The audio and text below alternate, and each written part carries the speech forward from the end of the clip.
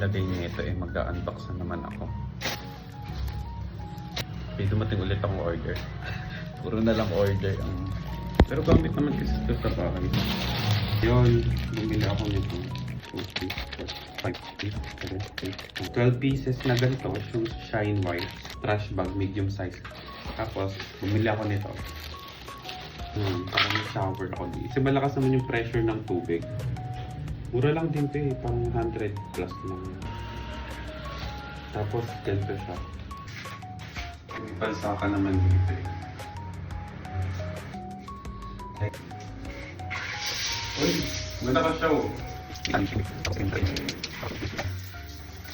Okay na yan. Hi. Bumili pala ako ng baboy. Tapos, bala ko sana magluto ng sinigang. Kasi hindi pa ako nakapagluto ng sinigang. First time ko magluluto ng sinigang. Ngayon, ang nabili ko, baboy, patatas, tapos repolyo.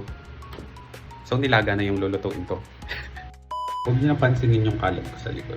Wala pa akong Durabox eh. Gagayat lang ako ng mga ingredients. Diba? Kalat din, no? Puro box. Yung mga pinagbibili ko online.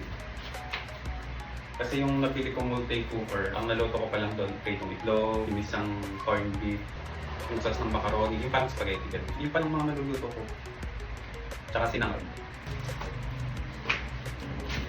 Parang pang pork chop siya. Ganito karami. Bili ko siya ng 144 pesos. Repolyo yung kalahati niya. 30 ko nabili. 20 per plastic. Today is June 14, 2025.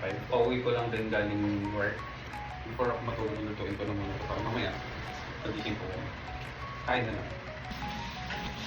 Mabasa ko, hindi ko lang nare-reply yung comments dun sa mga in-upload 2 videos about dun sa apartment. Happy naman ako dun sa mga nakikita kong comments. Isa ko nabasa dun. Invested na siya dun sa mga videos na in-upload ko. Pero kasi, gusto ko lang i-share yung experience ko as first time kong mag-rent ng apartment nang ako lang mag-isa. Okay din siya. At least, feeling ko, matututo ako talaga. Magluto, yun lang. I-share ko lang. Ano na rin ako, more than a month. The first time kong matulog dito is April 25. Yun yung naglipat na ako ng gamit ko from dun sa inuuwian ko before. Medyo siya talaga, magastos. Kasi syempre, sa rent pa lang, malaki na din ang gastos. Lahat na ng expenses. Next ko nang gagayatin is yung patatas. Kita nyo na, yung kalat ko sa likod. Sa isang to, mga pag-aapatin ko na lang yung gayat.